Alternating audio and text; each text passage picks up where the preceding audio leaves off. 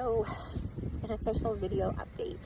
I'm finally feeling like I can kind of articulate and focus long enough to give you a concise video on what's going on.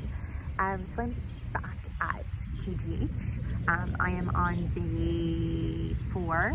I came in Monday, was admitted Monday, and started another round of IV steroids yesterday.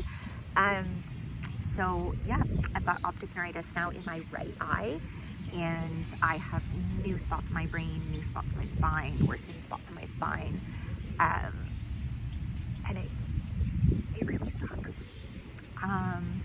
What I can say is I'm not scared like last time. Don't get me wrong, there's a ton I am worried about. There's a ton that feels impossible and overwhelming and uncertain, but I don't have the same like terror inside of me. There's something to be said about this happening in the summer too, where life just feels like we can make a pace that can fit this a little bit better. But clinically, I have use of my legs this time, which is amazing. I haven't actually lost that. I'm finding I'm having more and more, it's like actual sensory feelings and weird feelings, and I'm getting more tremors and like spasms and stuff, which in its own way sucks, but I'm physically able to get around, and that's really good. My brain has slowed significantly. That part sucks again. I know last time it felt like it came back, so I hope that's the case this time too. So yeah, that's kind of where I'm at. I am now labeled a highly active patient. Surprise, surprise, you're not supposed to get sick this quick. You are supposed to have more time between relapses.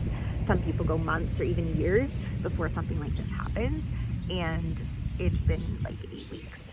So I did get confirmation from my MS nurse that that is the case, and basically they're calling me a bit of a unicorn, because given like the extensiveness of the actual lesions compared to what I look like like my clinical presentation are not really the same, which is, again, I am okay with that. I will take that label. So the big picture right now is like, what does this mean? I was just feeling like I wasn't ready to go back to work, like in traditional sense, but I was ready to kind of get back to it and ease my way there. I've worked one shift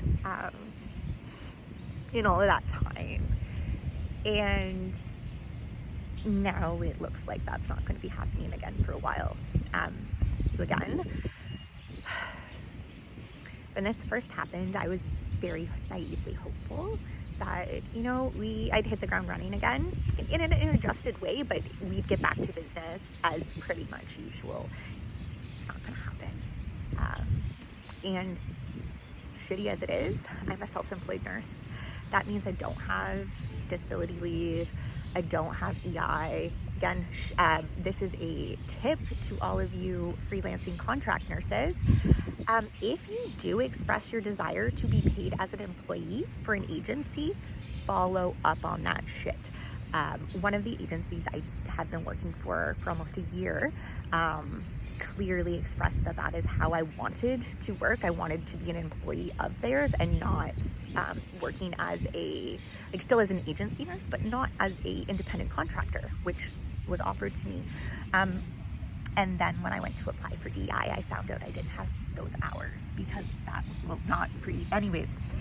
found out that was not the case. So follow up.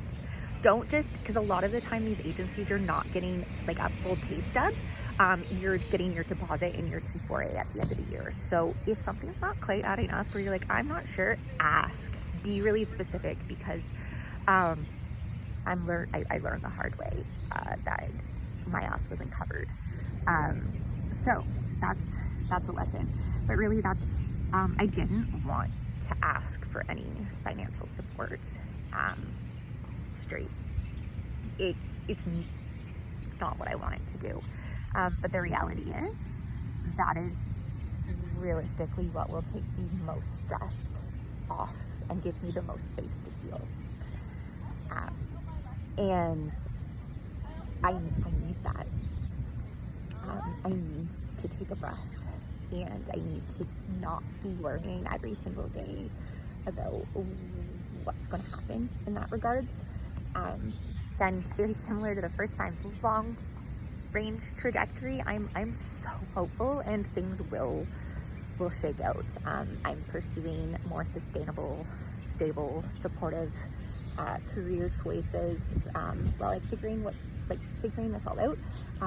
As I said, between now and then, there's going to be time. So my big ask, really and truly, is if you can help share my story, help amplify the GoFundMe fundraiser. There is a link in my bio. That would make a world of a difference. I understand how hard life is right now for families, for people, for disabled folks. Like, my whole community is made up of people who get this. And so I think what I really want to clearly express is, in less than 24 hours of sharing this, just to get my Facebook community of people I've worked with and known and all that, I think we're up to almost $700, which is unbelievable. And that is in terms of $10, $20, $50 donations. And it comes back to reminding me that no matter how hard the universe is making this, it literally feels like my whole spine is covered in lesions. The universe is giving me a run. All of the kindness that I have painstakingly held on to and insisted was a part of how I did things, I feel that coming back. I know that I was never ever supposed to care less, and I was never supposed to turn that down, because now I feel it shining back on me. Every single nurse that has cared for me, they've been an Emily nurse. And my colleagues and coworkers, I'm getting messages of oh, do you remember me? Just I talked to you so much, of course I remember you. But kindness counts, it works.